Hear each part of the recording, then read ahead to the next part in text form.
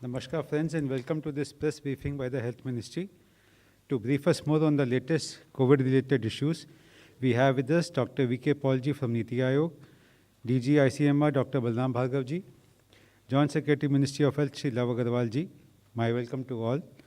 First there will be a presentation by Shri Love Agarwal, followed by remarks by Dr. Balram Bhargav and then remarks by Dr. Paul. After that we'll take a few questions. Thank you. Good evening friends, हम आपको कोविड-19 की वर्तमान परिस्थिति के बारे में बताना चाहेंगे। अगर हम देखें तो पाते हैं कि देश में अभी टोटल एक्टिव केसेस की संख्या 86,415 केसेस है। यह वह केसेस हैं जो कि या तो होम आइसोलेशन में है या जिनको हॉस्पिटल में मॉनिटर किया जा रहा है।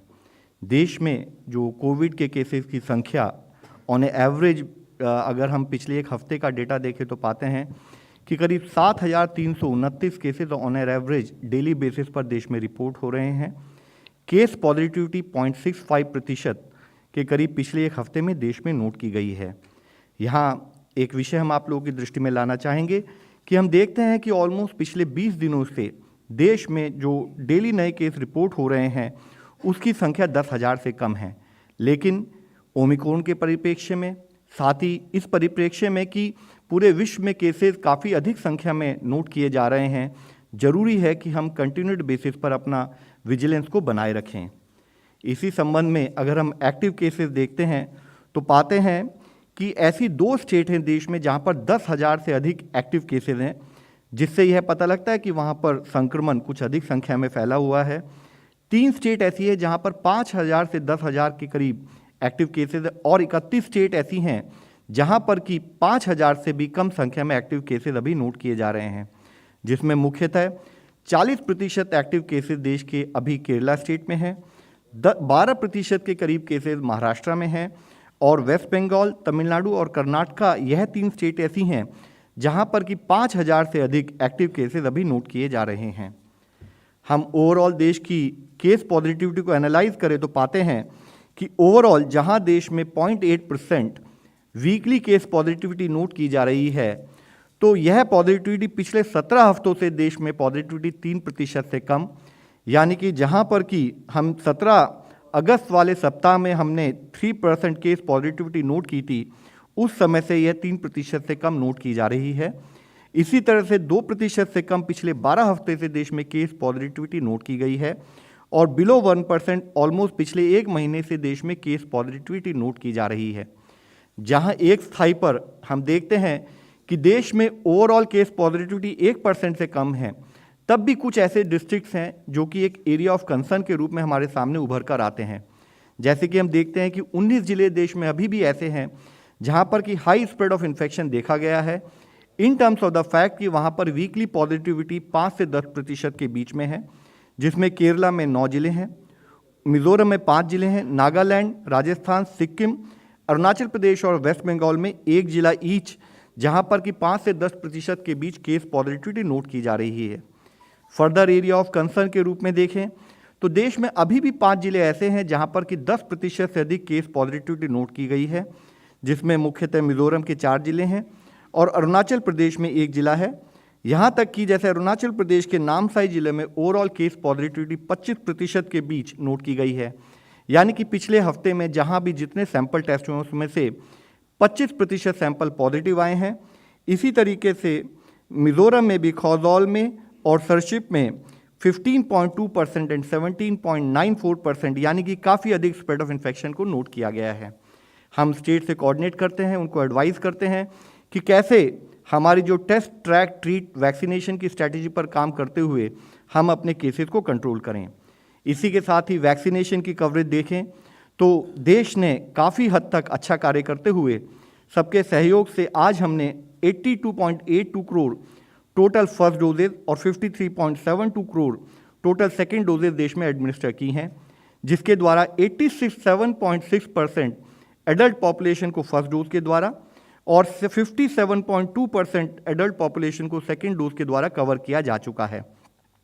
अभी तक देश में ओवरऑल 136 करोड़ से अधिक डोजेज एडमिनिस्टर हो चुकी हैं।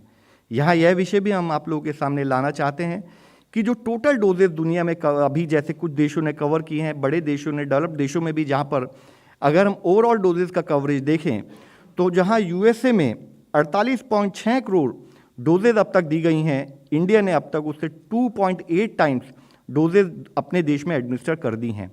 और इसी तरह जहां यूनाइटेड किंगडम में 12.3 करोड़ डोजेज एडमिनिस्टर टोटल हुई हैं फर्स्ट एंड सेकेंड डोज मिलाते हुए, इंडिया में उसका 11 टाइम्स डोजेज हम अपने देश में एडमिनिस्टर कर चुके हैं। इसके साथ ही ना कि हमने overall total number of doses coverage में एक कार्य किया है, साथ ही हम देखें कि हमारी जो आज भी डेली एवरेज डोजेज जो हम एडमिनिस्टर कर रहे हैं वह काफ़ी अधिक संख्या से उस पर कार्य चल रहा है। बीच में जहां अक्टूबर और नवंबर के माह में 55 लाख और 59 lakh approximately doses per day deliver हो रही थी, वह संख्या भी अब बढ़कर 74.31 लाख डोजेज पर डे इस औसत से हम एडमिनिस्टर कर रहे हैं।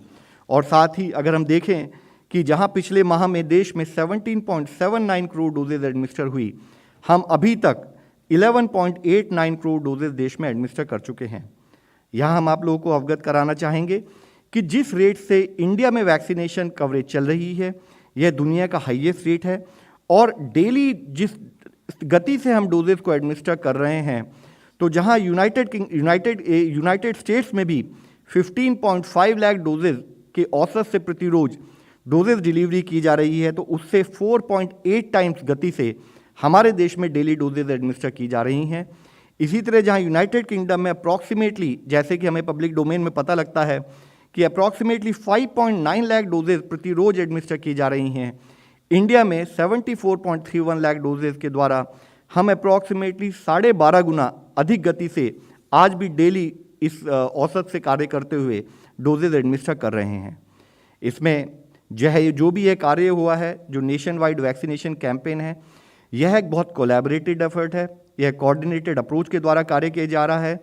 हमने देश की आधे से अधिक पॉपुलेशन को जहां फुली वैक्सीनेट किया है, इस कार्य को अकम्प्लिश करने में एक कॉम्प्रिहेंसिव स्ट्रैटेजी के रूप में देश में कार्य हुआ है।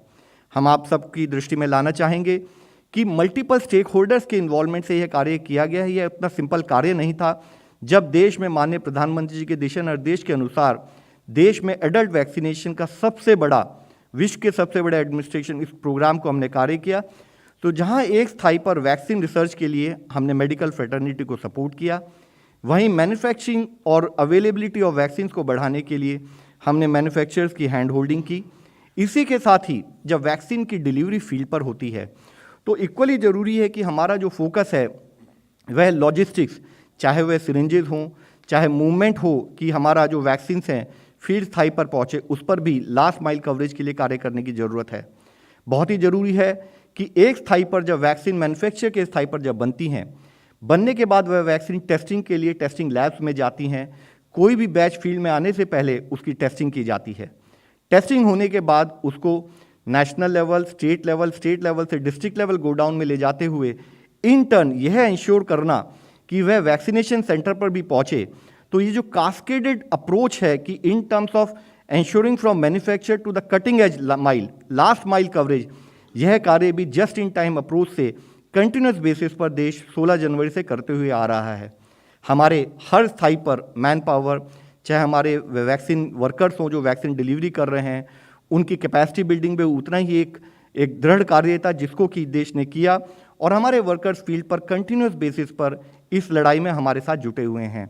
साथ ही जब वैक्सीनेशन के बारे में बात करते हैं, आप सबको पता है, एक स्थाई पर वैक्सीन ईगरनेस, एक स्थाई पर vaccine hesitancy, fake news, infodemic, इन सारे चैलेंजेस को समझते हुए एक आईसी यानी कि कम्युनिटी को हम कैसे इन्वॉल्व करें, उनका सपोर्ट कैसे लें, उस पर भी काफ़ी हद तक कार्य करते हुए हम इस कीर्तिमान को स्थापित करने में अब तक काफ़ी हद तक सफल हुए हैं। इसी के साथ ही देश में 3 लाख से अधिक वैक्सीनेशन सेंटर्स हैं, और जिसमें मुझे ये बताते हुए काफ़ी हर्ष होता है कि इक्विटेबल एक्सेस की तरफ फोकस करते हुए 74% जो हमारे वैक्सीनेशन सेंटर्स हैं वह प्राइमरली रूरल एरियाज में लोकेटेड हैं। आप सबको अवगत है, जब एक स्थाई पर हमने देखा कि सेकेंड डोज वैक्सीनेशन में कुछ कमी आई है, तो कम्युनिटी का सपोर्ट लेते हुए, स्टेट के साथ डिस्कशन करते हुए हमने हर घर दस्तक एक कैंपेन को भी लॉन्च किया, जिसमें वह लोग जिनको फर्स्ट डोज वैक्सीनेशन या तो नहीं लगी है या जिनको सेकेंड डोज हुई और जिन्होंने नहीं लगवाई है, उनके घर घर पर दस्तक देते हुए उनसे रिक्वेस्ट कर उनका सपोर्ट भी हमने वैक्सीनेशन कवरेज में हासिल किया है। आज अगर हम देखें तो देश में 18+ पॉपुलेशन की फर्स्ट डोज कवरेज देखें तो 29 स्टेट्स और यूनियन टेरिटरीज ऐसी हैं जहां पर कि एलिजिबल पॉपुलेशन जो 18+ पॉपुलेशन है उसका 90% से भी अधिक कवरेज हो चुका है। 10 स्टेट ऐसी हैं जहां पर कि 18+ पॉपुलेशन को 80% से 90% तक कवर किया जा चुका है और 80% से कम में केवल 8 स्टेट्स ऐसी हैं। और इसी स्थाई पर अगर हम देखें तो सेकेंड डोज कवरेज में भी 9 स्टेट ऐसी है जहां पर 80% से अधिक कवरेज हो चुका है और 50% टू 80% कवरेज में 19 स्टेट्स आती हैं और 50% से लेस कवरेज जो कि सेकेंड डोज की है उसमें अभी केवल 9 स्टेट्स हैं। स्टेट्स के साथ government of India continuous basis पर वीडियो कॉन्फ्रेंस के द्वारा और डिफरेंट तरीके से इंश्योर करती है कि हम अपनी वैक्सीनेशन की कवरेज को बढ़ाते रहें। साथ ही एक नए कंसर्न के रूप में हमारे सामने जो ओमिक्रॉन आया उसके बारे में हम आपको अवगत कराना चाहेंगे। अगर हम देखें तो पाते हैं कि ओमिक्रॉन इमरजेंस के बाद काफ़ी तेज़ गति से फैल रहा है। अगर आप इसकी ट्रेजेक्ट्री हम आपको एक छोटे से वीडियो के रूप में दिखाना चाहेंगे जिसमें अगर आप देखें कि प्रति रोज जैसे 26, 27, 28 डेट वाइज ओमिक्रॉन में किस गति से नंबर ऑफ देश जहां पर कि ओमिक्रॉन रिपोर्ट हो रहा है और नंबर ऑफ केसेस जहां पर ओमिक्रॉन रिपोर्ट हो रहा है तो वह कितनी गति से बढ़ रहे हैं। और उसमें भी मुख्यतः यूनाइटेड किंगडम, डेनमार्क और नॉर्वे में साउथ अफ्रीका से भी ज़्यादा अधिक केसेस नोट किए जा चुके हैं। यह अभी 91 देशों में है। 27,000 से अधिक ओमिक्रॉन पॉजिटिव केसेस दुनिया में नोट किए जा चुके हैं और यह काफ़ी कम समय में काफ़ी गति से फैलते हुए दिखाई देता है। इसी के साथ ही एक एरिया ऑफ कंसर्न भी हम आप लोगों के सामने रखना चाहेंगे, जहां जैसे साउथ अफ्रीका में देखें कि जो अभी केसेस पॉजिटिव आ रहे हैं उसमें अप्रॉक्सीमेटली 98% केसेस ओमिक्रॉन के पाए जा रहे हैं। एक स्थाई पर ओमिक्रॉन वहां पर बढ़ते हुए दिख रहा है, दूसरे स्थाई पर वहां पर एक सर्ज इन केसेस भी नोट किया जा रहा है, जैसे कि अप्रॉक्सीमेटली 24,000 के करीब cases on a daily basis वहां पर रिपोर्ट हो रहे हैं, जो कि पुराने कुछ दिनों से अगर हम कंपेयर करें तो एक काफ़ी स्टीप राइज इन केसेस यानी कि हाई ट्रांसमिसिबिलिटी एक नोट होती है। उसी स्थाई पर अगर हम देखें तो नॉर्वे में जहां ओमिक्रॉन के 18% केसेस आए हैं वहां पर भी एक स्टीप राइज इन केसेस, एक सर्ज इन केसेस नोट किया जा रहा है। कनाडा में जहां 9.6% केसेस ओमिक्रॉन के हैं वहां पर भी 7,300 के करीब केसेस डेली रिपोर्ट हो रहे हैं और हम एक हाई सर्ज को वहां पर भी नोट कर रहे हैं। इसी तरह यूनाइटेड किंगडम में अगर आप देखें तो पाते हैं कि कंटिन्यूस बेसिस पर सर्ज आ रहा है। ओमिक्रॉन के केसेस जो संख्या में काफ़ी अधिक हैं, लेकिन अगर परसेंटेज में देखें क्योंकि वहाँ ओवरऑल इन्फेक्शन स्प्रेड काफ़ी अधिक दिखाई देता है तो 2.54% ओमिक्रॉन के केसेस और 88,000 के करीब डेली बेसिस पर वहाँ पर केसेस रिपोर्ट हो रहे हैं। यह ग्राफ हम आपको इसलिए दिखाना चाहते हैं, इसके द्वारा हम सबसे अपील करना चाहते हैं कि आज जरूरी है कि हम ओवरऑल जो देश की, दुनिया की इमर्जिंग एविडेंस और सिचुएशन को देखते हुए अपने प्लानिंग, अपने एक्शन में हम इसको समाहित करें और उसके बेसिस पर फील्ड पर हम उसको मैनेजमेंट से रिलेटेड कार्य करें। अगर हम देखें तो WHO की टेक्निकल एडवाइस और प्रायोरिटी एक्शन जो उसमें अभी तक बताया है, तो इससे पहले भी हमने इस विषय में पुरानी जो उनकी गाइडेंस थी उसकी चर्चा की थी। नई गाइडेंस के रूप में उन्होंने बताया है कि जहां डेल्टा का सर्कुलेशन लो था वहां पर भी काफ़ी अधिक गति से ओमिक्रॉन फैल रहा है, जैसे कि उन्होंने साउथ अफ्रीका की एग्जाम्पल दी। साथ ही उन्होंने बताया कि ऐसे देश थे जहां पर कि डेल्टा काफ़ी अधिक संख्या में पाए जा रहे थे केसेस, जैसे कि यूनाइटेड किंगडम, वहां पर भी डेल्टा को रिप्लेस करते हुए अब ओमिक्रॉन के केसेस अधिक संख्या में आ रहे हैं। तो जिससे यह एक संभावना लगती है कि आने वाले समय में ओमिक्रॉन डेल्टा वेरिएंट को जहां जहां अधिक केसेस फैलेंगे वहां रिप्लेस करते हुए हो सकता है दिखाई दे। इसी के साथ ही जो एक अगर हम देखें काफ़ी हद तक एक पॉजिटिव न्यूज़ भी हम इसे कह सकते हैं कि जो अभी तक WHO की एडवाइस है उसके हिसाब से उन्होंने कहा है कि जो भी ट्रीटमेंट पैटर्न है, जो भी क्लिनिकल गाइडलाइंस हैं, जो हमारी क्लिनिकल अप्रोच है इन terms of management of Covid, वह ओमिक्रॉन के लिए भी इफेक्टिव है।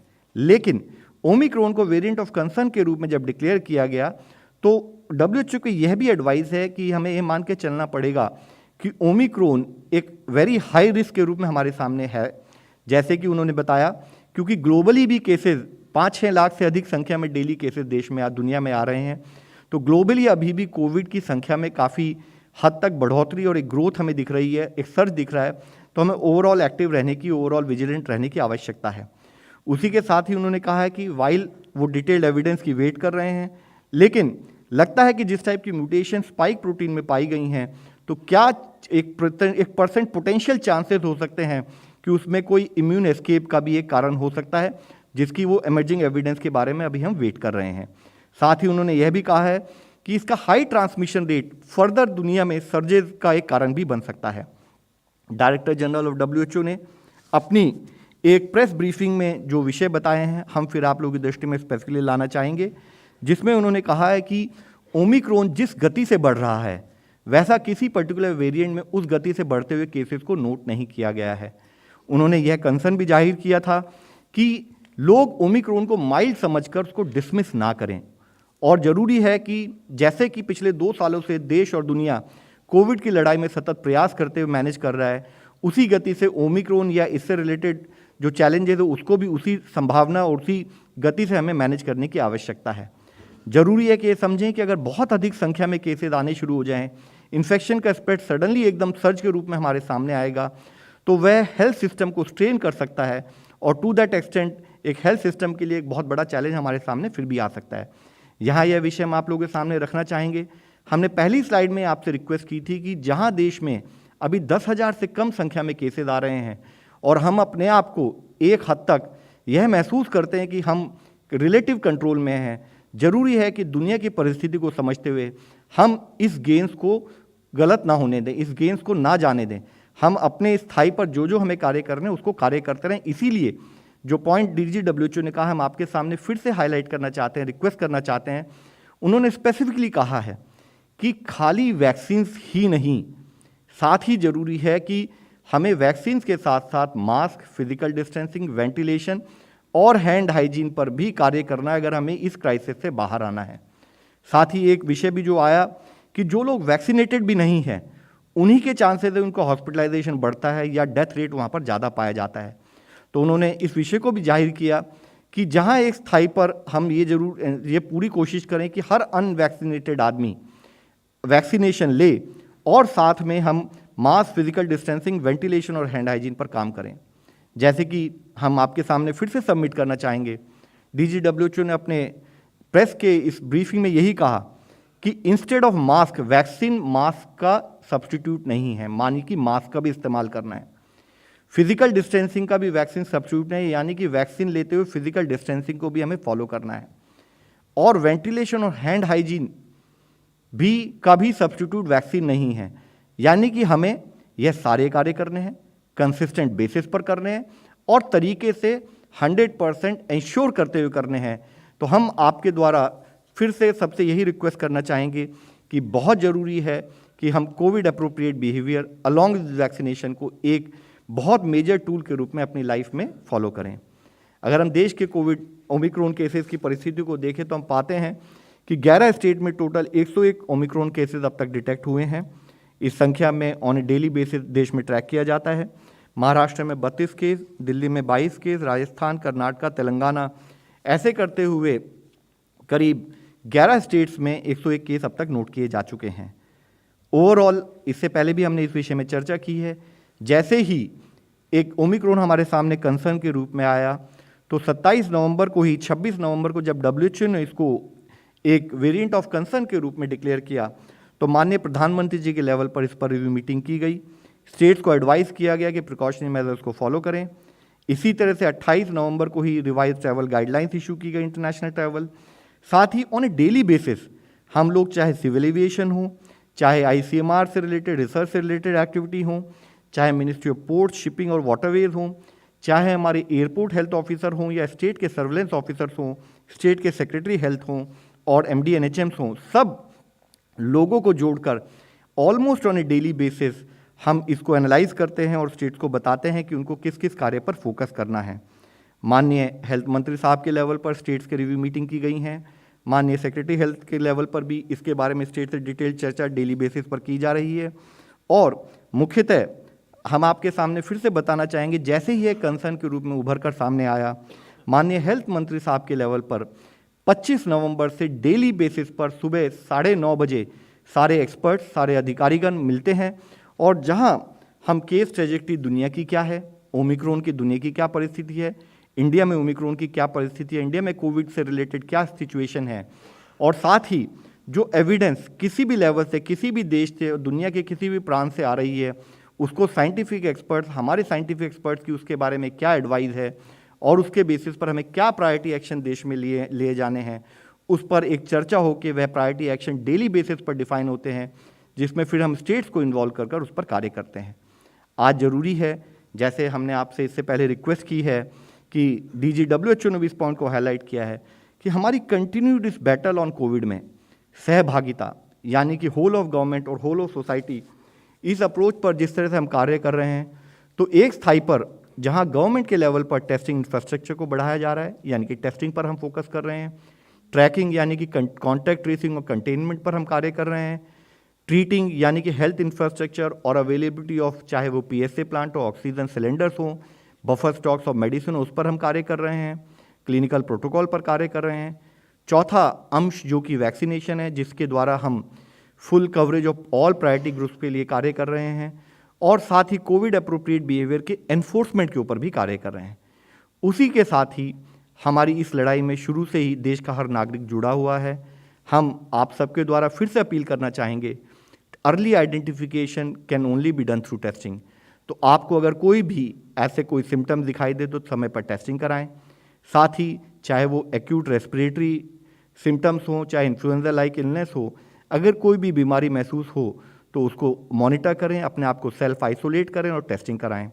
इसी के साथ ही ज़रूरी है कि अगर आप किसी भी कारणवश पॉजिटिव पाए जाते हैं तो अगर आप होम आइसोलेशन में रहें या हॉस्पिटल में रहें तो जो उसकी गाइडलाइंस है उनको प्रॉपरली फॉलो किया जाए। ज़रूरी है कि जैसे हर घर दस्तक के द्वारा हमने ये देश के हर नागरिक को एक्सेस करने की कोशिश की है, उनसे रिक्वेस्ट की है, हम आपके द्वारा फिर सबसे रिक्वेस्ट करना चाहेंगे कि हर घर टीका और घर घर टीका, यानी कि सभी लोग वैक्सीनेशन कराएं। और साथ ही जैसे कि पिछले कुछ दिनों में कई बार इस फोरम के द्वारा भी हमने सबसे रिक्वेस्ट की है कि सेलिब्रेशन करना है, लेकिन सेलिब्रेशन किस तरीके से करना है, कोविड अप्रोप्रिएट बिहेवियर को फॉलो करते हुए क्या हम नए नॉर्मल के रूप में वर्चुअली अपने दोस्तों, अपने फ्रेंड से, या जो अगर हम गैदरिंग भी कोई हो तो उसको कोविड अप्रोप्रिएट तरीके से हम उसको मनाएं, उसके ऊपर कार्य करने की ज़रूरत है। सहभागिता एक बहुत मुख्य अंश है हमारे देश की कोविड की इस लड़ाई का। दूसरा एक और अंश है संकल्प। हम आपके द्वारा सबसे रिक्वेस्ट करना चाहेंगे कि हमें एक संकल्प लेना है कि हम कोविड अनुरूप व्यवहार को अपनी लाइफ में स्वीकार करें। कोविड अगर उपयुक्त व्यवहार होगा, उसके साथ ही हम टीकाकरण को भी अपनी लाइफ में एक मुख्य अंश के रूप में मानकर स्वयं अपने आप टीका लगवाएं, आगे आएं। साथ ही ज़रूरी है, चाहे कोई उत्सव हो, पार्टी हो, उपहार हो, कुछ भी हो, कोविड अनुरूप व्यवहार के बिना हम वह कार्य कभी ना करें, नहीं तो इन्फेक्शन फिर से फैलने का खतरा है और देश के सामने एक बहुत बड़ा चैलेंज फिर से खड़ा हो सकता है। तो ज़रूरी है कि आज हम 10,000 से कम केसेस अगर देश में आ रहे हैं तो उसको मेंटेन करके रखें, हमारा कोई भी फंक्शन, कोई भी पार्टी कोविड अनुरूप तरीके से मनाई जाए। साथ ही जरूरी है सतर्कता, विजिलेंट। हम सतर्क रहें संक्रमण के खिलाफ, हमारा सुरक्षा कवच हम बार बार आप सबसे रिक्वेस्ट करते हैं, चाहे मास्क हो, चाहे फिजिकल डिस्टेंसिंग हो, चाहे हैंड हाइजीन हो, हम एक सतर्क रहते हुए एक जो श्रेष्ठ नागरिक के रूप में जिस तरह से देश के हर नागरिक ने हमें अब तक सपोर्ट दिया है, वह सपोर्ट कंटिन्यूड बेसिस पर इस लड़ाई पर सतत रूप में हमें चाहिए। हम बार बार आपके द्वारा सबसे यही रिक्वेस्ट करेंगे कि हमें अपना सपोर्ट देते रहें ताकि हम इस लड़ाई को मिलकर लड़ सकें। धन्यवाद।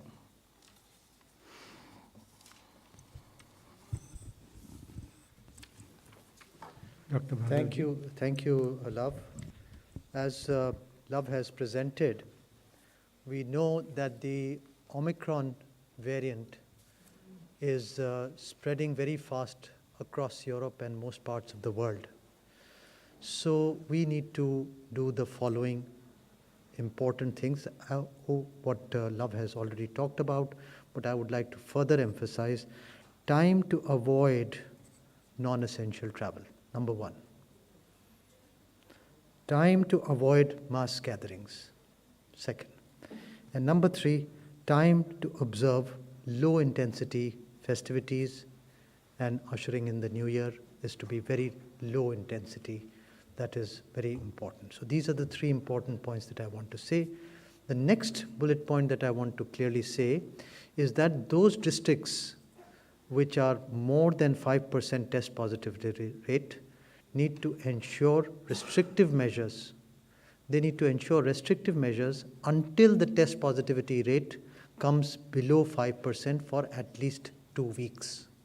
So that is important. We still have about 24 districts which are more than 5% positivity, and they need to ensure local restrictive measures till the weekly test positivity rate comes below 5% for at least 2 weeks. So these are some important points which we wanted to emphasize. Thank you. Thank you very much. As we have highlighted, and you are aware also from the information in the public domain, that situation in many parts of the world, in particular parts of Africa, but also in particular in Europe, has gone worse compared to when we met last. ये delta से हो रहा है, partly Omicron से हो रहा है, ऐसा ही दिखाई दे रहा है, बट द फैक्ट रिमेन्स कि यूरोप के देश एक बहुत ही सीरियस परिस्थिति से गुजर रहे हैं। ये इसके बावजूद भी हो रहा है कि वहाँ पे 76-80% एटलीस्ट पार्शल वैक्सीनेशन का कवरेज हो चुका है, और ये इसके बावजूद भी हो चुका है कि वहाँ पे काफ़ी हद तक डेल्टा की वेव हो गई थी, हो रही थी। ये एक नया सिनेरियो एपिडेमियोलॉजिकली हमारे सामने इमर्ज हुआ है। ओमिक्रॉन का इसमें योगदान ज़रूर है, लेकिन वो 2.4% है, कितना है ये जैसे जैसे आगे बढ़ेंगे इमर्ज होगा। मैं कुछ इसको फिगर से समझाना चाहूँगा।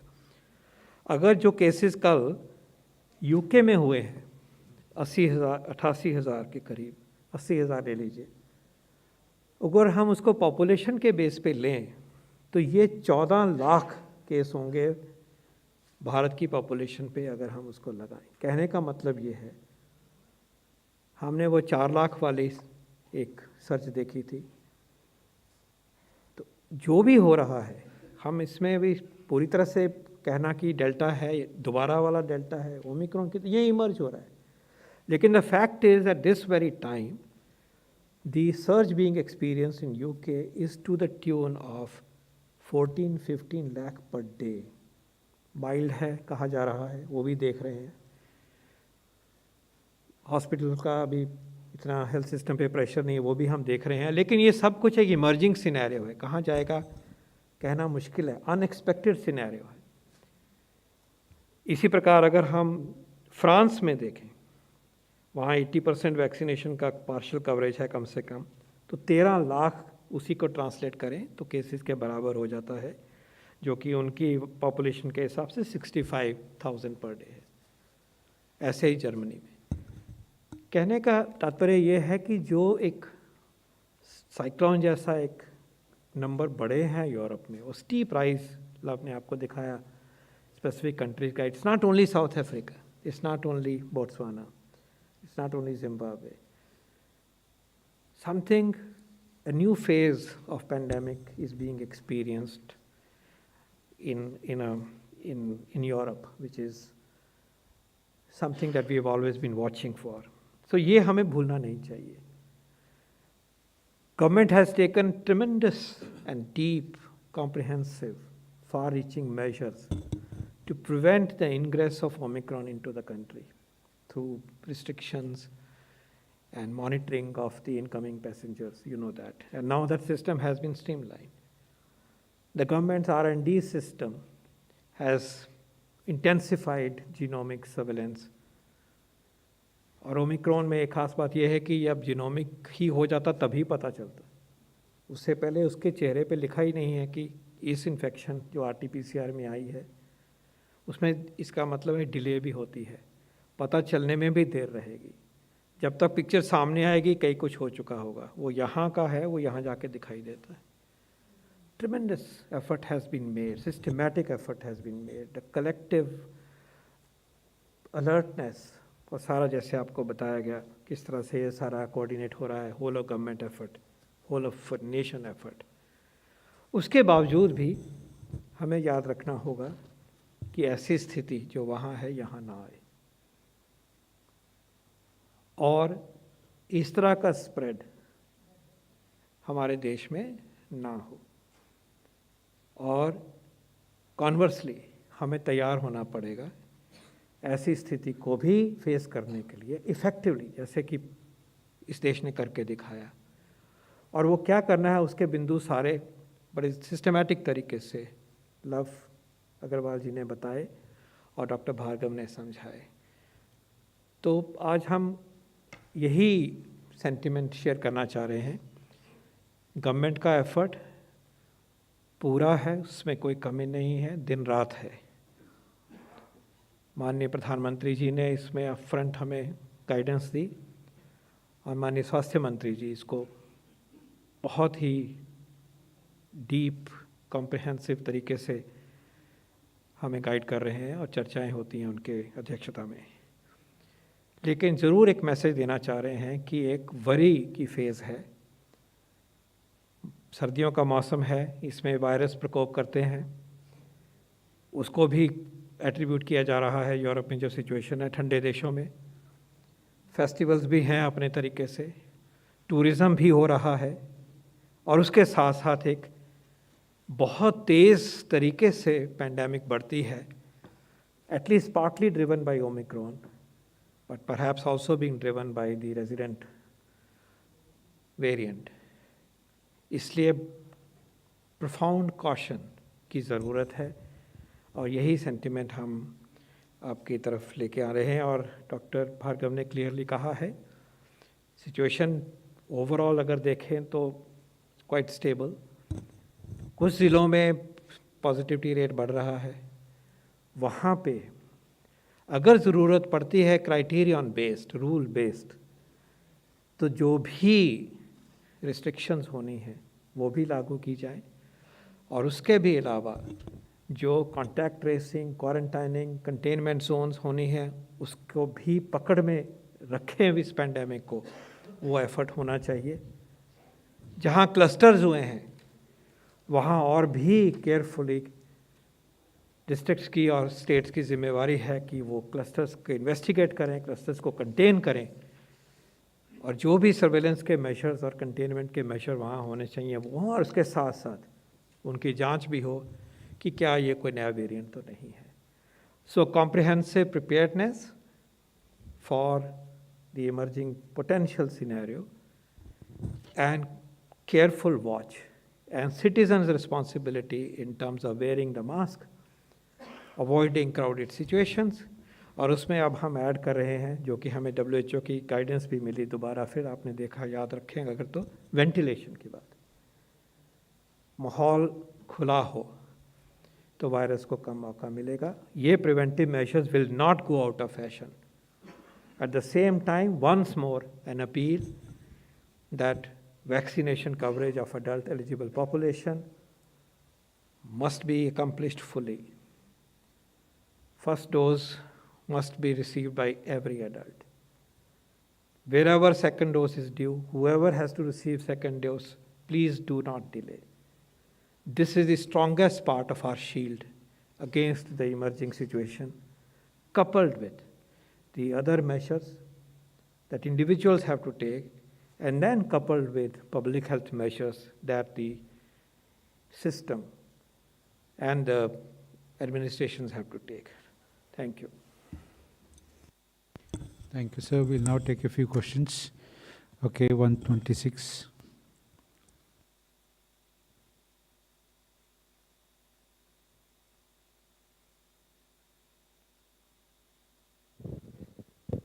Hello, thank you.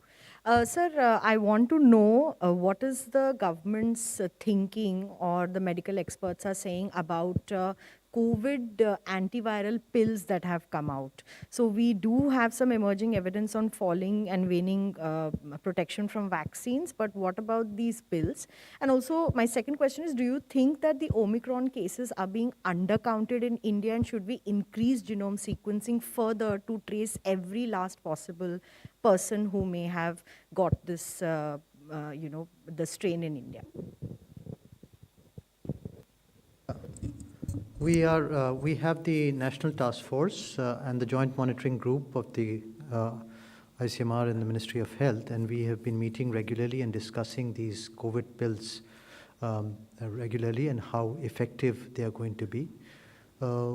At this moment, we have found that they have to be given at a very, very, very early stage, even before the diagnosis is coming, and there is not the scientific data is still not supporting in such a big way that it will be useful at the moment. But we are keeping a very close watch on it, and if need be, we can invoke them.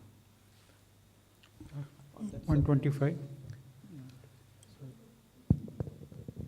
आपने शायद ये कहा कि surveillance सभी का क्यों नहीं हो जाता जीनोमिक, ये पॉसिबल नहीं है, कहीं भी पॉसिबल नहीं है, हमेशा ही रिप्रेजेंटेटिव सैंपल्स पे होता है. These are very sophisticated test which are done not in a routine laboratory, but we assure you that sufficient systematic sampling is being undertaken, as we generally have known that India performs genomic sequencing as the second highest in the world, we believe.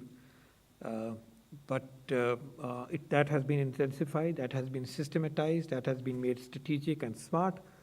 But every individual cannot be tested. And in any case, as I said, it takes time. You take the sample today, then there is a processing. It's a sophisticated thing. It's a surveillance tool. It's a pandemic assessment and tracking tool. It is not a diagnostic tool as of now. Just in addition to this, sir, how many samples have been sequenced till now for Omicron? We will bring this next time in more detail, unless you have the. I think it will be better. We're tracking that systematically. आज नहीं लेके आए. Total number sequenced. We'll get it back. देखिए, अगर आप strategy के रूप में देखें तो जैसे सर ने बताया, एक इसकी अप्रोच होती है, एक सैम्पलिंग अप्रोच होती है, जिसके अंतर्गत ये पाया जाता है कि आप कुछ सेंटिनल साइट्स देश में बनाते हैं, तो उन सेंटिनल साइट से एक पर्टिकुलर नंबर उनको इंडिकेट किया जाता है कि ऑन ए कंटिन्यूड बेसिस वहाँ से आप सैंपल भेजें. साथ ही जहाँ पर भी क्लस्टर ऑफ केसेस आते हैं वहाँ पर भी स्टेट्स को एडवाइस की गई है कि आप वहाँ से सैंपल भेजें. तीसरा, जैसे आपको पता ही है कि जो इंटरनेशनल ट्रैवलर देश में आते हैं, अगर वो पॉजिटिव पाए जाते हैं तो उनके सैंपल भी जीनोमिक सीक्वेंसिंग के लिए जाते हैं. तो सर ने जैसे अभी आपको बताया, हमारा सबमिशन यही है. इसकी एक अप्रोच होती है कि it is not for everyone, it is more of a epidemiological tool in terms of understanding the extent of spread. उसी पे हमारा फोकस भी है.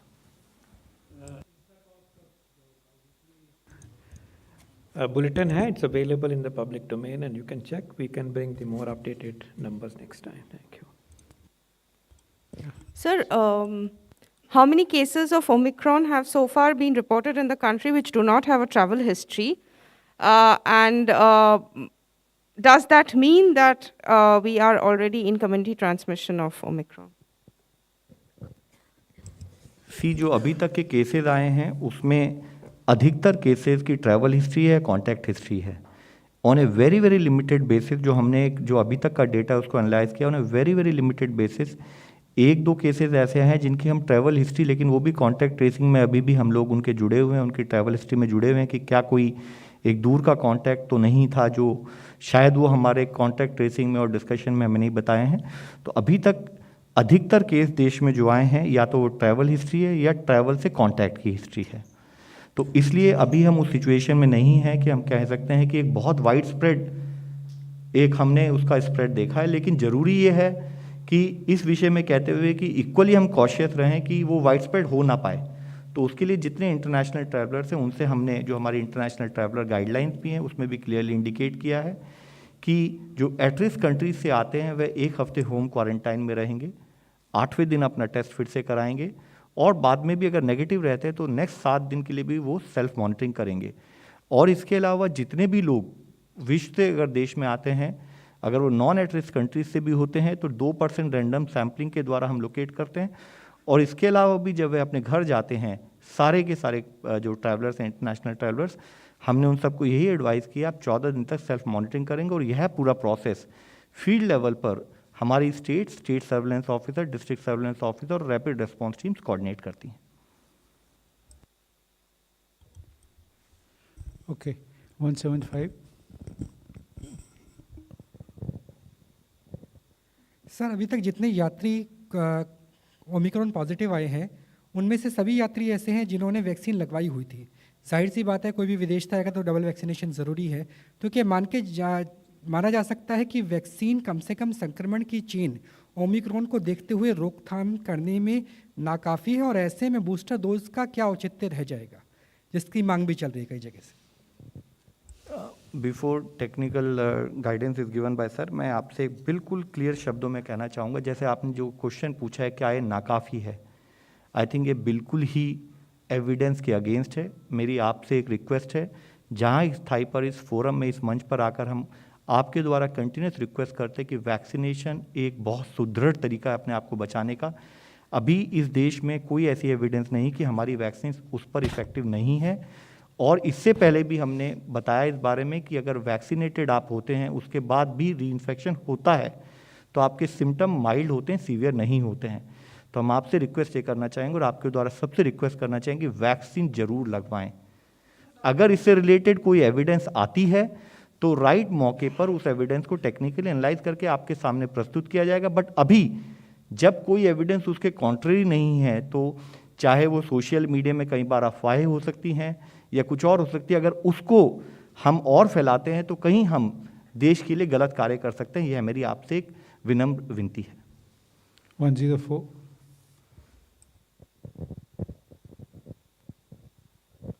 सर, पहला तो आपसे रिक्वेस्ट कि ओमिक्रॉन के फिगर रोज़ाना हम लोगों को अपडेट होने चाहिए। कहीं 71 चल रहा होता है, कहीं 79 चल रहा होता है, कहीं 83 चल रहा होता है।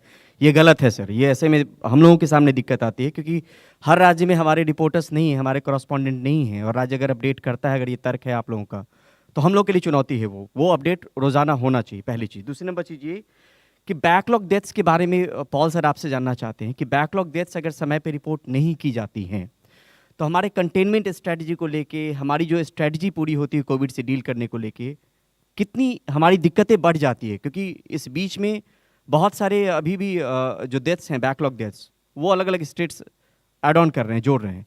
तो उस वक्त जब ये डेथ हुई होगी और वो आंकड़े अगर नहीं आए, अगर वो आ जाते तो हमारी राह कितनी आसान होती, और कितने बैकलॉग डेथ्स हैं महीने भर में, अगर ये आपके पास फिगर हो तो। जैसे कि आपने पूछा है, हम एक्चुअली जब आपको डेली बुलेटिन भी भेजते हैं मंत्रालय की तरफ से, हम ओमिक्रॉन को स्पेसिफिकली हाईलाइट नहीं करते। उसके पीछे एक कारण था, क्योंकि आज ओमिक्रॉन एक वेरिएंट है, कल को कोई और वेरिएंट भी आ सकता है। तो हम आपको ओवरऑल कोविड की देश की परिस्थिति बताते हैं, और जब इस मंच पर आते हैं तो ओमिक्रॉन के रेगुलर केसेस जो कि धीरे धीरे बढ़ती दिशा में दिखते भी हैं, वह हम आपको बताते हैं। तो हम यही एक स्टैंड लेके अभी तक आपके सामने आते रहे, लेकिन टाइम टू टाइम हम आपको ओमिक्रॉन की परिस्थिति के बारे में अभी भी बता रहे हैं और आगे भी बताते रहेंगे, ताकि आपको यह एक प्रॉपर रिपोर्टिंग मिल सके। उस पर हम डेफिनेटली कार्य करेंगे। रिगार्डिंग बैकलॉग डेथ्स, जैसा आपने बताया, यह एक बहुत इंपॉर्टेंट विषय है।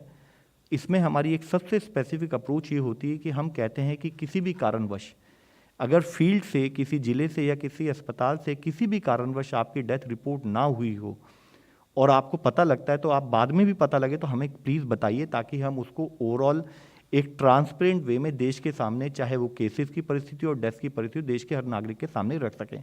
लेकिन मैनेजमेंट के पर्सपेक्टिव से ये बहुत ज़रूरी है कि बैकलॉग डेथ का स्टेटस ना आए। यानी कि ज़रूरी है कि फील्ड स्थाई पर हर हॉस्पिटल, हर जिला एडमिनिस्ट्रेशन अपनी स्टेट्स को इन टेक्निकल टाइम पर रिपोर्ट करें और उनके द्वारा हमें पता लगे, क्योंकि यह इसलिए ज़रूरी है कि इससे हमें पता लगता है उस पर्टिकुलर एरिया में इन्फेक्शन का क्या स्प्रेड है, उस पर्टिकुलर एरिया में क्लिनिकल मैनेजमेंट की क्या अप्रोचेज हैं, क्या उसमें कोई और बदलाव लाने की ज़रूरत है, क्या कोई उसमें ढिलाई है जिसको हम बढ़ा सकते हैं, मैनेज कर सकते हैं, ठीक कर सकते हैं। तो यह आपका जो आपने इशू रेज किया है बहुत इंपॉर्टेंट है। इसीलिए हम स्टेट से कहते हैं, पहली बात तो बैकलॉग डेथ की सिचुएशन ना आए, और अगर आए भी तो आप उसको एक ड्राइव के रूप में 1 या 2 दिन में फाइनलाइज कीजिए, और हमें डेट वाइज कि यानी कि आज भी अगर आपने एक डेथ रिपोर्ट की है तो उसको कंसोलिडेटेड पिक्चर ना बताएं, आप ये बताएं कि ये डेथ इस तारीख को इस जिले में इस अस्पताल में हुई है, ताकि हमें ओवरऑल, हम चाहे उसको बैकडेटेड ही एनालाइज करके हम स्टेट को सही एडवाइस दे सकें।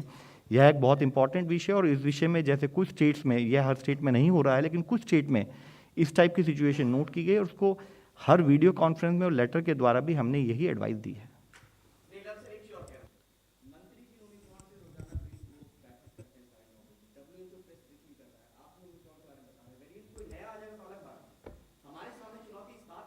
सर, आपकी बात को मानते हुए हम इंश्योर करेंगे, हम आपको डेली डेटा प्रोवाइड करें। Sure. 105.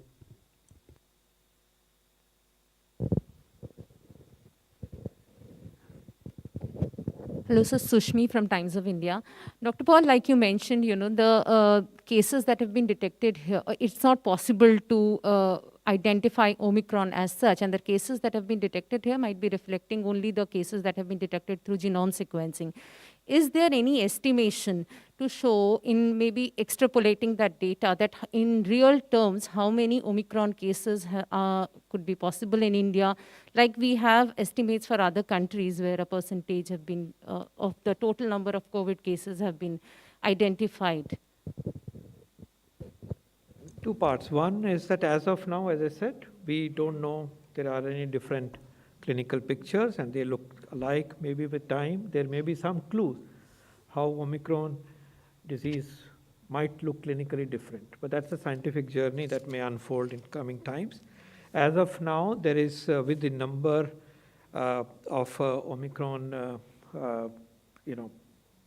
proven cases that we have, at this moment, it will be very mature to start using any modeling and applying any factor. We must watch how the other countries have experienced, and if at any point such a model exists, it will be brought forth. But at this moment, I think we should not go in that direction at all, because scientifically it will not be validated. Okay, 120.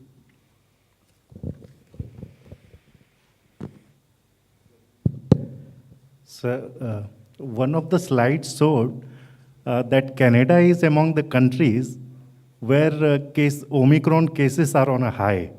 But I don't think Canada is in the at-risk, among the at-risk countries. Why it is so? And given that, do you think there is need to review the at-risk country list? Sir, countries at risk daily get reviewed. उसमें मुख्यतः ये होता है, जैसे हमने आपको इससे पहले ही बताया, कि एक तो कितने केसेस उस देश से आ रहे हैं और साथ में वहाँ ओमिक्रॉन की इनिशियली क्या परिस्थिति थी, उसके बेसिस पर उसको एनालाइज किया जाता है.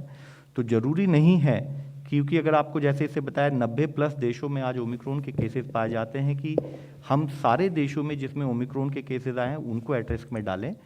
एक इसको प्रॉपर एक रिस्क असेसमेंट किया जाता है टेक्निकल एक्सपर्ट्स के द्वारा. उसके बेसिस पर ये एक डायनेमिक लिस्ट है. जैसा आपने कहा है, हो सकता है उस डायनेमिक लिस्ट में फ्यूचर में कुछ दिनों में कभी भी एनालाइज करके हमारी, चाहे वह इंटरनेशनल ट्रैवलर गाइडलाइंस हों, चाहे otherwise at risk of countries की लिस्ट को हम सूटेबली रिवाइज करते हैं. जैसे मैं आपको अवगत कराना चाहूँगा, अभी 2-3 दिन पहले ही हमने कुछ कंट्रीज़ को उसमें ऐड किया.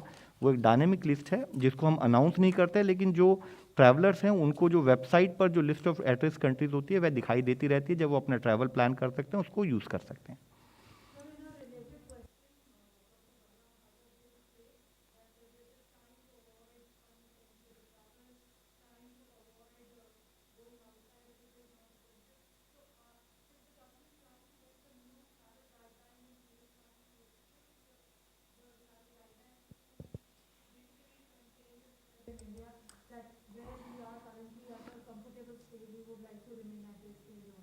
Ma'am, travel related guidelines are not change on a daily basis.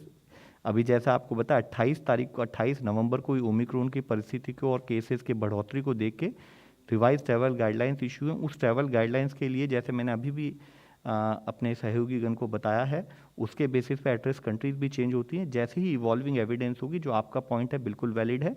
अगर हमें लगेगा कि, madam can I kindly complete please ma'am. तो मेरा आपसे सबमिशन है कि जो ट्रैवल गाइडलाइंस है, जैसे जैसे जो चेंजेस करने की ज़रूरत होती है उसको प्रीएम्प्टिव और प्रोएक्टिव वे में गवर्नमेंट ऑफ इंडिया के लेवल पर किया जा रहा है. जो बलराम सर ने बताया था उसमें एक तो इंटरनेशनल ट्रैवलर, उसके बारे में ट्रैवल गाइडलाइंस की चर्चा हम इस समय कर रहे हैं. उससे भी मुख्य बात जो सर ने कही है वह यह है कि हम जो विद इन द कंट्री जो हमारी एक रेगुलर ट्रैवल होती है, एक टूरिज्म से रिलेटेड ट्रैवल होगी, एक इसेंशियल ट्रैवल होगी, और यह हमारी कंटिन्यूड बेसिस पर एक गाइडलाइन, एक अप्रोच कोविड के समय के शुरू के दिन से रही है. हम केवल इस फोरम का इस्तेमाल करते उसको रीटेट और रिक्वेस्ट कर रहे हैं कि कृपा करके जब तक नीड ना हो आप ट्रैवल ना करें, क्योंकि कोविड संक्रमण का खतरा अभी भी बना हुआ है. और खासकर जब देश में करीब 7-8 हज़ार केसेज आज डेली उस संख्या में नोट हो रहे हैं और दुनिया में 7 लाख केसेज पूरी कंट्री में वर्ल्ड वाइड रिपोर्ट हो रहे हैं, तो इंडिया इन गेम्स को कैसे प्रिजर्व रखे. तो एक स्थाई पर ट्रैवल गाइडलाइन इंटरनेशनल ट्रैवल्स की है जिसको हम मॉनिटर कर रहे हैं. दूसरे स्थाई पर हम आपके द्वारा फिर से रिक्वेस्ट करते हैं कि एक इम्पॉर्टेंट कंपोनेंट है कि जब तक जरूरी ना हो हम ट्रैवल को अगर अवॉइड कर सकते हैं तो अभी कुछ दिनों को और अवॉइड करें. खासकर पार्टीज़ के विषय में हमने कहा है, पार्टीज़ हैं, फंक्शंस हैं, उनको अगर आप मनाएं भी तो कोविड सेफ तरीके से मनाएं। Just to carry on with what Timsi says, which Director General ICMR has pointed out, I want to ask Dr. Paul. One is, of course, political gatherings, because now elections are due, people will grow. So you have already the National Disaster Management Act is in place, and you're the principal advisor to the government, because we can't see another second wave, aftermath what happened. In the same backdrop, there are many citizens of this country, even though their second vaccine hasn't taken place. And the efficacy is, the kind of coverage is far less. There are many health workers like you who are asking that they should be given the booster dose. I understand that the scientific community is still in discussion on this matter, but there is an urgency because other countries have already started. Why are we always the last to take off on these issues? These interventions, these measures, as we have always stated, are driven by science, driven by local epidemiology, driven by resources. This time around, vaccine resources, broadly speaking, are in good shape at this point in time. What we are doing concurrently is engaging our scientific community to look at these issues on an ongoing basis. Have faith. Have faith that when there is no resource constraint, epidemiology and scientific discourse and scientific underpinnings will decide this. And we have a very competent team and teams that are examining this. We will not be the last in that sense, but we should be opting these options when there is an appropriate evidence and appropriate timing. But today the fact remains that all these approaches come after we have provided vaccination primary coverage to the maximum possible population. That remains the first and the foremost goal. And the focus, a very sharp focus on that, must be maintained, and that task we must accomplish in the shortest period of time, in the quickest manner. We assure you that the discussions around this, which, as you also very correctly said, the scientific community itself has different views. It will be all taken care of. It will be all balanced in the larger interest.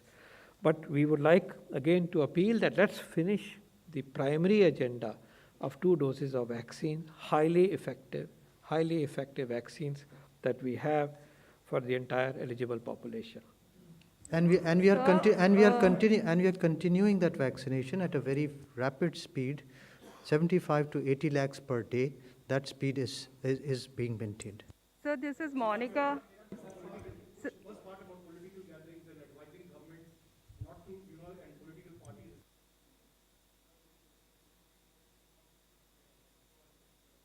Well, the guidelines that come up from the government apply to all sections of society.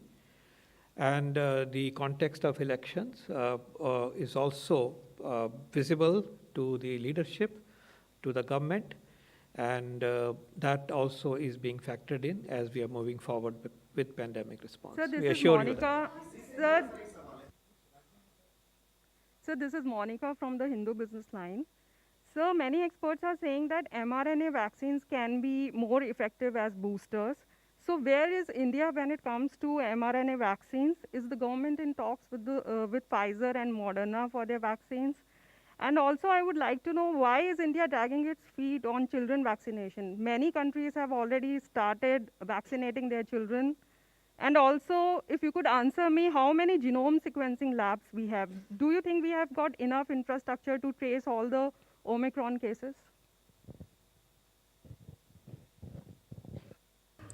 Your first question was about?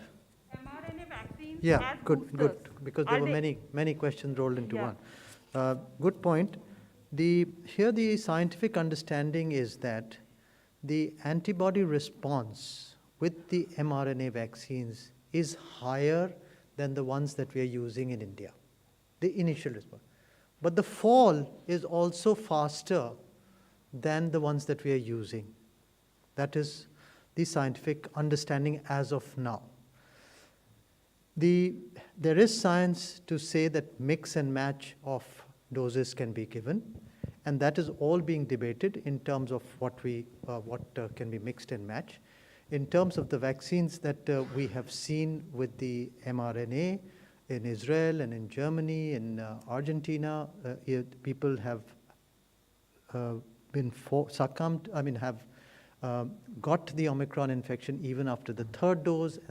So again, it is higher but shorter. That is the basic philosophy of the mRNA vaccine. And whilst the others are more sustained and last possibly longer. So that is the current understanding. But these are being debated, and we'll get back. Genova mRNA vaccine is moving very well through phase 2, phase 3 trial. And we applaud the effort by our own R&D and manufacturing company in that regard, which is stable at normal temperature, normal cold chain conditions, and it's a remarkable possibility and technology on the horizon. जी sir, जो अभी कुछ राज्यों में चुनाव होने वाले हैं और उनमें कुछ ऐसे राज्य हैं सर जहां टेस्टिंग के आंकड़े भी नहीं आ रहे हैं, जैसे उत्तर प्रदेश है, गोवा है, मध्य प्रदेश है, जो सरकारी डैशबोर्ड है वहाँ पे भी सर टेस्टिंग के आंकड़े नहीं आ रहे हैं, और पंजाब और उत्तराखंड में भी सर नियमित रूप से आंकड़े नहीं आ रहे हैं, और सितंबर से लेकर दिसंबर तक सर टेस्टिंग में कमी आई है। क्या वजह है सर इसकी? सर, जो आंकड़े हमने आपके सामने प्रस्तुत किए हैं, हम आपसे रिक्वेस्ट करना चाहेंगे वह स्टेट के द्वारा दिए गए आंकड़े हैं, और स्टेट कंटिन्यूस बेसिस पे हमें आंकड़े देती हैं। जो इन स्टेट्स का आपने नाम लिया है, सभी स्टेट से, उनके अलावा भी उनको भी मिलाते हुए पूरी कंट्री की स्टेट से हमें आंकड़े आते हैं। जहाँ कभी कभी गैप आता है, जो हम डिसएग्रीगेटेड एनालिसिस करते हैं, यानी कि एक तो स्टेट एज ए होल है और एक स्टेट के जो ज़िले हैं उनके लेवल की एनालिसिस में वहाँ पर कभी कभी देखा गया है कि कुछ स्टेट्स या कुछ ज़िलों में आंकड़े भरते हुए जब डेली बेसिस पे भरते हैं तो आज ना भरा 5 दिन बाद भर दिया। और अगर कभी ऐसा होता भी है तो हम स्टेट के जो हमारे national centre for disease control है वहाँ पर डेली एक video conference state surveillance officer से की जाती है, उनकी दृष्टि में लाया जाता है और उसके द्वारा फॉलोअप किया जाता है। तो जो आपने एक डाउट रेज किया है वह डाउट ठीक नहीं है। स्टेट से जहाँ से नहीं आते उन्हें बताया जाता है और अदरवाइज स्टेट से सारे आंकड़े हमारे पास आते हैं और उसी के कारण हम देश की ट्रेजेक्ट्री मॉनिटर करते हैं। सर अभी आपने जो स्टैट्स दिखाए थे उसके मुताबिक कोलकाता का वीकली पॉजिटिविटी रेट 5% से ज़्यादा है। सर परसों ही कोलकाता में इलेक्शंस है, ये कैसा आप लोगों का वरी पॉइंट है और इसको मतलब मद्देनज़र आप लोग इस कोविड ना फैले इसके लिए आप क्या सलाह देना चाहोगे बोथ पब्लिक को और पॉलिटिकल लीडर्स को? देखिए, हमने जो आपको आंकड़े दिखाए हैं जहाँ पर कि केस पॉजिटिविटी ज़्यादा है, यह सारी वह जगह नहीं है जहाँ पर कि आज या कल में ही इलेक्शंस हुए हैं। I think we have to understand it is neither election alone nor one particular event alone which may be the only driving force. ये पूरा एक कंटिन्यूस बेसिस पर अगर उस ज़िले में या उस पर्टिकुलर प्रांत में कोविड अप्रोप्रिएट बिहेवियर से संबंधित जो हमारे कंपोनेंट हैं उनको हम कंटिन्यूस बेसिस पे फॉलो नहीं करेंगे तभी इन्फेक्शन बढ़ावा दिखाई देगा आपको। तो जैसे हमने आपको दिखाया सिक्किम में है, केरला में है, साथ ही आज जो आंकड़े हमने मिजोरम के दिखाया, अरुणाचल प्रदेश के दिखाया, वह प्रांत जहाँ पर वह ज़िले जहाँ पर पॉजिटिव केसेस आए हैं। तो मेरा आपसे सबमिशन ये है कि इसको आप खाली एक विषय में ही एनालाइज मत करें। ज़रूरी है कि जो हम स्टेट से भी कहते हैं कि कोविड अप्रोप्रिएट बिहेवियर और उसका फॉलोअप, उसकी एडहेरेंस बहुत ज़रूरी है। दूसरा पॉइंट हम कहते हैं कि आप वैक्सीनेशन पर ध्यान रखें, वैक्सीनेशन में सारे जो आइडेंटिफाइड एज ग्रुप है उनको कवर करें। तीसरा कंपोनेंट हम ये कहते हैं कि इन्फेक्शन को स्प्रेड के रोकने के लिए जो आपकी कॉन्टैक्ट ट्रेसिंग उसको समय पर करें। यानी कि अगर मैं इन्फेक्ट हुआ और मेरे कॉन्टैक्ट को ढंग से ट्रेस नहीं किया तो जब तक मुझे पता लगे कि मैं 5 या 10 लोगों को अधिक इन्फेक्ट कर दूंगा। मैं अगर होम आइसोलेशन में ढंग से नहीं रहा तो मैं पहली चीज़ तो ये कि मैं अपने घर वालों को इन्फेक्ट करूंगा और दूसरी चीज़ है मैं होम आइसोलेशन में रहे अगर मैं बाहर ही घूमता रहूं और उसकी मॉनिटरिंग प्रॉपर ना हो तो मैं समाज के और लोगों को भी इन्फेक्ट करूंगा। तो ये ओवरऑल पूरे प्रोसेस के रूप में हमें समझना है। Infectious disease management is not one component alone. अगर different activities which are required कि हम उसको इन्फेक्शन के कंट्रोल को कैसे रोकें, जब उनमें ढिलाई आती है तब केस पॉजिटिविटी बढ़ती है। तो हम आपके द्वारा यही रिक्वेस्ट करना चाहेंगे, जो हम कंटिन्यूड बेसिस पे कई बार इस मंच पे बोल चुके हैं कि कोविड की इस लड़ाई में it is more of same. जो 2 साल से हमारी लड़ाई के जो हमारे को अस्त्र मिले हैं वही अस्त्र हमें अभी भी काम आ रहे हैं और आगे भी काम आएंगे, उन्हीं पे भी काम करना है। एक जो बार बार ये इशू क्यों रिफ्लेक्ट किया जाता है यहाँ पर, कई बार एक सेंस ऑफ फटीग सिस्टम में आती है, वह नागरिक के लेवल पर भी हो सकती है, किसी के भी लेवल पर हो सकती है। वह फटीग ना है क्योंकि हम थक चुके भी हों, वायरस नहीं थका है। इसलिए हम आपसे और आपके द्वारा कंटिन्यूड बेस पे रिक्वेस्ट करते हैं कि हमें कोविड अप्रोप्रिएट बिहेवियर और टीकाकरण और जितने हमारे कंपोनेंट हैं, test, track, treat, vaccination and COVID appropriate behaviour, ये हमारा नया नॉर्मल है। जब तक कोविड की लड़ाई हमारे सामने है, हम इसमें से किसी भी एक कंपोनेंट को नहीं छोड़ सकते। Thank you, friends. We close the press conference now. Thank you.